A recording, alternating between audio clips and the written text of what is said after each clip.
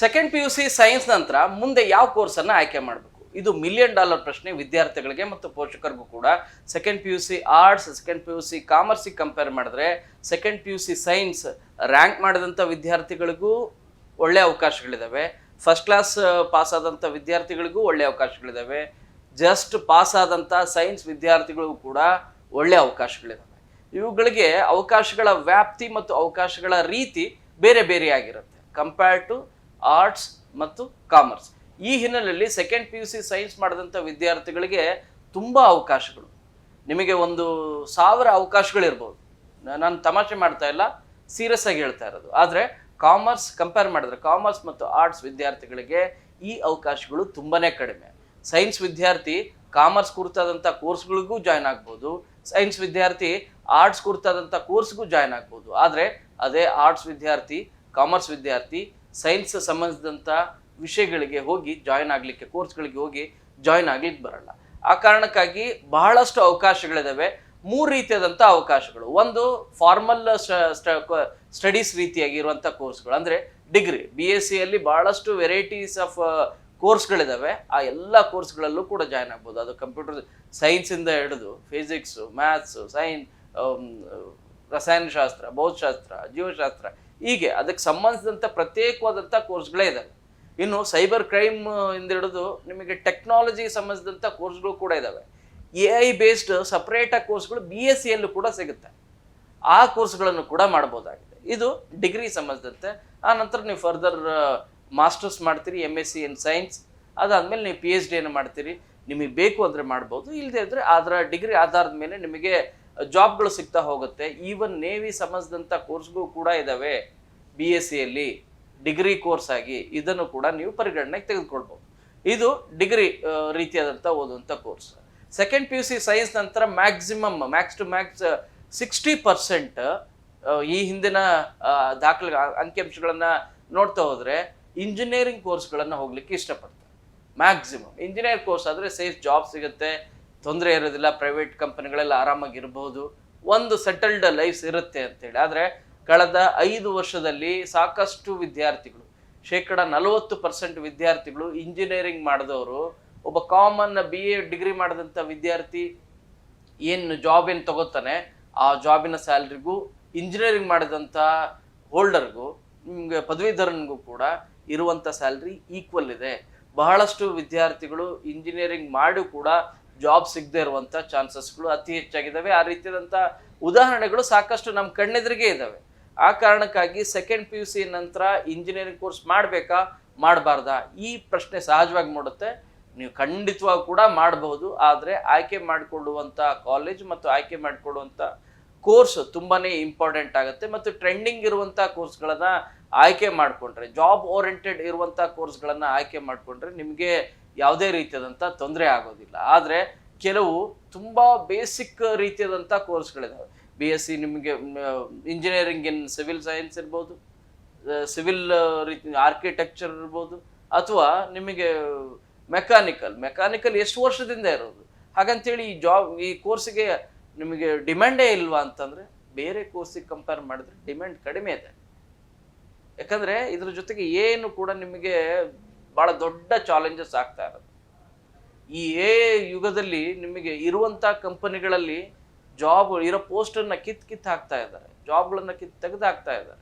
ಯಾಕೆ ಅಂತಂದರೆ 10 ಜನ ಮಾಡುವಂಥ ಕೆಲಸ 100 ಜನ ಮಾಡುವಂಥ ಕೆಲಸವನ್ನು ಒಂದು ಮಾಡ್ತಾ ಇದೆ.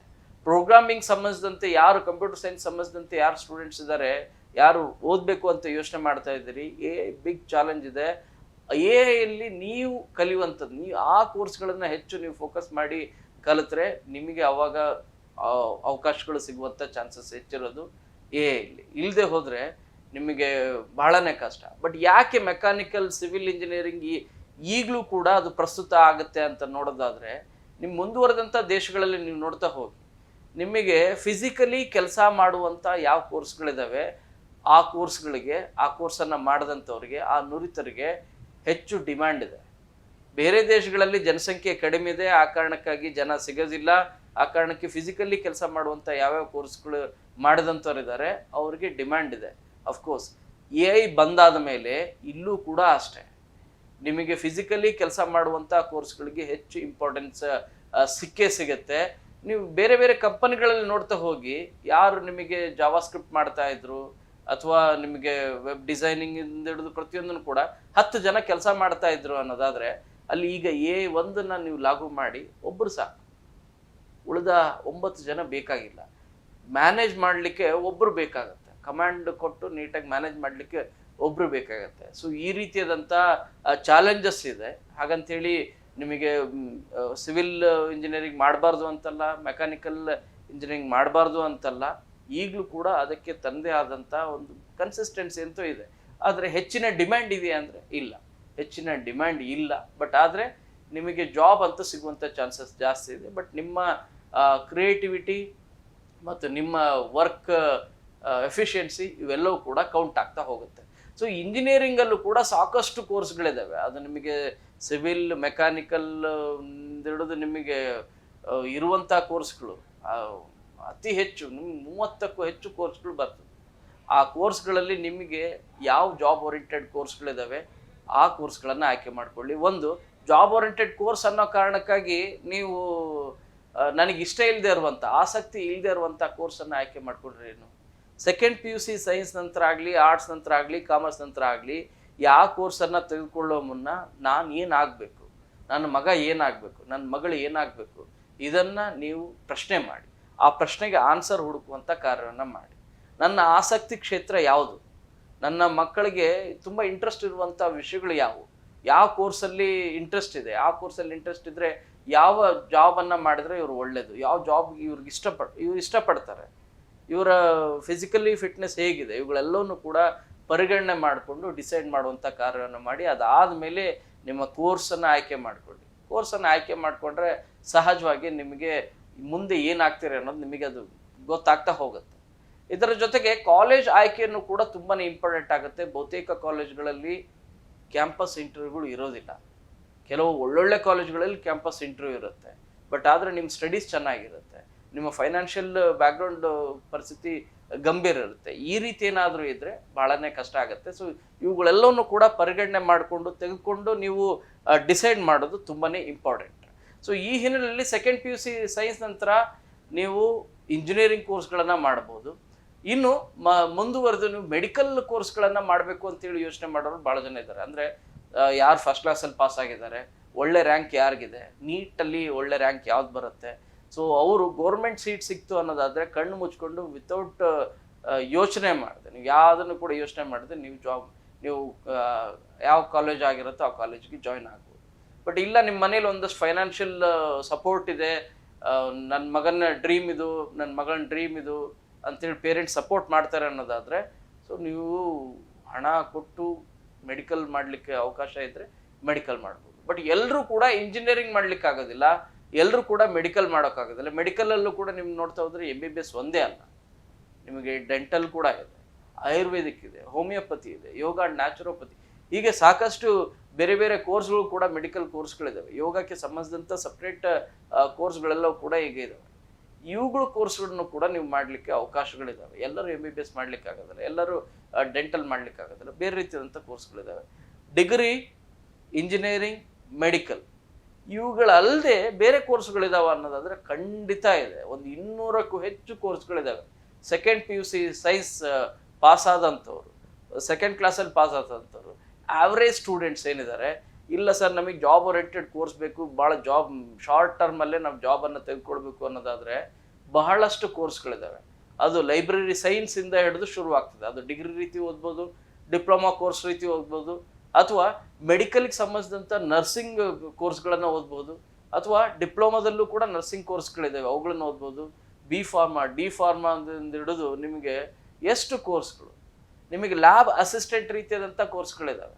ಲ್ಯಾಬಲ್ಲಿ ನೀವು ಏನು ವರ್ಕ್ ಮಾಡ್ತಿರಲ್ಲ ಆ ಕುರಿತಾದಂಥ ಕೋರ್ಸ್ಗಳಿದ್ದಾವೆ. ಎಕ್ಸ್ರೇ ಮತ್ತು ನಿಮಗೆ ಈ ಕುರಿತಾದಂಥ ಏನು ಕೋರ್ಸ್ಗಳೇನಿದ್ದಾವೆ ಇವುಗಳನ್ನು ಕೂಡ ನೀವು ಡಿಪ್ಲೊಮಾ ಕೋರ್ಸ್ಗಳನ್ನು ಮಾಡ್ಬೋದಾಗಿದೆ. ಇವೆಲ್ಲವೂ ಕೂಡ ಜಾಬ್ ಓರಿಯೆಂಟೆಡ್ ಕೋರ್ಸಸ್. ಎಲ್ಲವೂ ಕೂಡ ಗೌರ್ಮೆಂಟ್ ಹಾಸ್ಪಿಟಲಲ್ಲೇ ಜಾಬ್ ಸಿಗುತ್ತಾ ಅಂತ ನೋಡೋದಾದ್ರೆ ಇಲ್ಲ. ನೀವು ಪ್ರೈವೇಟ್ ಕಾಲೇಜ್, ಮೆಡಿಕಲ್ ಕಾಲೇಜ್ಗಳಲ್ಲಿ ಅಥವಾ ಪ್ರೈವೇಟ್ ಹಾಸ್ಪಿಟಲ್ಗಳಲ್ಲಿ ನಿಮಗೆ ಜಾಬ್ ಸಿಗುತ್ತೆ. ಆಪರೇಷನ್ ಥಿಯೇಟರ್ ಅಸಿಸ್ಟೆಂಟ್ ರೀತಿಯಾದಂಥ ಕೋರ್ಸ್ಗಳಿದ್ದಾವೆ. ಆಪರೇಷನ್ ಥಿಯೇಟರ್ನ ಹೇಗೆ ನಾವು ಮ್ಯಾನೇಜ್ ಮಾಡಬೇಕು ಅಂತೇಳಿ ಈ ರೀತಿಯಾದಂಥ ಕೋರ್ಸ್ಗಳಿದ್ದಾವೆ. ನಿಮಗೆ ಡಯಾಬಿಟಿಕ್ ಸಂಬಂಧಿಸಿದಂತೆ ಸಜೆಷನ್ ಕೊಡುವಂಥ ಕೋರ್ಸ್ಗಳು ಒಬ್ಬ ಡಿಪ್ಲೊಮಾ ಹೋಲ್ಡರ್ ಕೂಡ ಮಾಡ್ಬೋದು ಅಸಿಸ್ಟೆಂಟ್ ಆಗಿ. ಆ ರೀತಿಯಾದಂಥ ಕೋರ್ಸ್ಗಳಿದ್ದಾವೆ. ಡಯಟಿಷಿಯನ್ ರೀತಿಯಾದಂಥ ಡಿಪ್ಲೊಮಾ ಕೋರ್ಸ್ ಇದೆ. ನೀವು ಇದರಲ್ಲಿ ಮಾಸ್ಟರ್ ಡಿಗ್ರಿನೂ ಕೂಡ ಮಾಡ್ಬೋದು. ಆ ರೀತಿಯಾದಂಥ ಕೋರ್ಸ್ಗಳು ಕೂಡ ಇದ್ದಾವೆ. ಅವುಗಳನ್ನು ಕೂಡ ಗಮನದಲ್ಲಿ ಇಟ್ಕೊಳ್ಳಿ. ಕೇವಲ ಇಷ್ಟು ಮಾತ್ರ ಅಲ್ಲ, ಲೈಬ್ರರಿ ಸೈನ್ಸ್ ಮಾತ್ರ ಅಲ್ಲ, ನಿಮಗೆ ಹೋಟೆಲ್ ಮ್ಯಾನೇಜ್ಮೆಂಟ್ ಆದಂಥ ಕೋರ್ಸ್ಗಳಿದೆ. ಅದೇ ಹೇಳ್ತಾ ಇರೋದು, ಸೆಕೆಂಡ್ PUC ಸೈನ್ಸ್ ನಂತರ ಇರುವಷ್ಟು ಅವಕಾಶಗಳು ಮತ್ತೆಲ್ಲೂ ಇಲ್ಲ. ನಿಮಗೆ ಹಿಂಗೆ ನೋಡ್ತಾ ಹೋದ್ರೆ ಇಷ್ಟೊಂದು ಕೋರ್ಸ್ಗಳು, ಯಾವ ಕೋರ್ಸ್ ನಾನು ಜಾಯಿನ್ ಮಾಡಬೇಕು, ನಿಮ್ಮ ಮನೆ ಪರಿಸ್ಥಿತಿನ ನೋಡಿಕೊಂಡು, ನಿಮ್ಮ ಆ ಕ್ಷೇತ್ರ ನೋಡಿಕೊಂಡು ಡಿಸೈಡ್ ಮಾಡೋದು, ಅದು ನಿಮಗೆ ಬಿಟ್ಟಿದ್ದು. ಆ ನಿರ್ಧಾರ ಇದೆಯಲ್ಲ, ನಿಮ್ಮ ಲೈಫ್ ಕರಿಯರ್ನೇ ಚೇಂಜ್ ಮಾಡುತ್ತೆ. ಸೆಕೆಂಡ್ PUC ಈಗೇನು ನೀವು ನಿರ್ಧಾರ ಮಾಡ್ತೀರಿ, ಒಂದು ನೆನ್ಪಿಟ್ಕೊಂಬಿಡಿ, ಮುಂದೆ ನಿಮ್ಮ ಲೈಫ್ ಕರಿಯರ್ನೇ ಚೇಂಜ್ ಮಾಡುತ್ತೆ. ಸೊ ಆ ಕಾರಣಕ್ಕಾಗಿ ಸೆಕೆಂಡ್ PUC ಸೈನ್ಸ್ ನಂತರ ಕೇವಲ ಡಿಗ್ರಿಗೆ ಮಾತ್ರ ಅಲ್ಲ, ಇಂಜಿನಿಯರಿಂಗ್ ಮಾತ್ರ ಅಲ್ಲ, ಮೆಡಿಕಲ್ ಮಾತ್ರ ಅಲ್ಲ, ಡಿಪ್ಲೊಮಾ ಕೋರ್ಸಸ್ ತುಂಬ ಹೇರಳವಾಗಿದ್ದಾವೆ. ಜಾಬ್ ಓರಿಯೆಂಟೆಡ್ ಕೋರ್ಸ್ಗಳಿದ್ದಾವೆ. ಮ್ಯಾಕ್ಸ್ ಟು ಮ್ಯಾಕ್ಸ್ ಕೋರ್ಸ್ಗಳಿದ್ದಾವೆ. ಯಾವ ಕೋರ್ಸ್ ಆಯ್ಕೆ ಮಾಡ್ಕೋತೀರ ಅನ್ನೋದು ನಿಮ್ಮ ಆಸಕ್ತಿ ಕ್ಷೇತ್ರದ ಮೇಲೆ ಡಿಪೆಂಡ್ ಆಗುತ್ತೆ. ಸೊ ಈ ಮಾಹಿತಿ ಬೇಸಿಕ್ ಇನ್ಫಾರ್ಮೇಷನ್ ಅಷ್ಟೇ. ಇದು ಈ ಬೇಸಿಕ್ ಇನ್ಫಾರ್ಮೇಷನ್ ನಿಮಗೆ ಉಪಯುಕ್ತ ಆಗುತ್ತೆ ಅಂತ ಭಾವಿಸ್ತೀನಿ. ಇನ್ನು ಮುಂದೆ ನಿಮಗೆ ಪ್ರತಿಯೊಂದಕ್ಕೂ ಕೂಡ, ನಿಮಗೆ BSc ಅಗ್ರಿಕಲ್ಚರ್ ಬಗ್ಗೆನೂ ಕೂಡ ಈಗ ಪ್ರತಿಯೊಂದು ಸಪ್ರೇಟ್, BSc ಫಾರೆಸ್ಟ್ರಿ ಬಗ್ಗೆ, BSc ಫಿಶರೀಸ್ ಬಗ್ಗೆ, ಇವನ್ ಇಂಜಿನಿಯರಿಂಗ್ ಸಂಬಂಧಿಸಿದಂಥ ಕೋರ್ಸ್ಗಳು ಕೂಡ ಕೆಲವಿದ್ದಾವೆ. ಅವುಗಳನ್ನು ಮಾಡ್ಬೋದು. MTech ರೀತಿಯಂಥ ನಿಮಗೆ ಅವಕಾಶ ಇದೆ, ಅದನ್ನು ಕೂಡ ಮಾಡ್ಬೋದಾಗಿದೆ.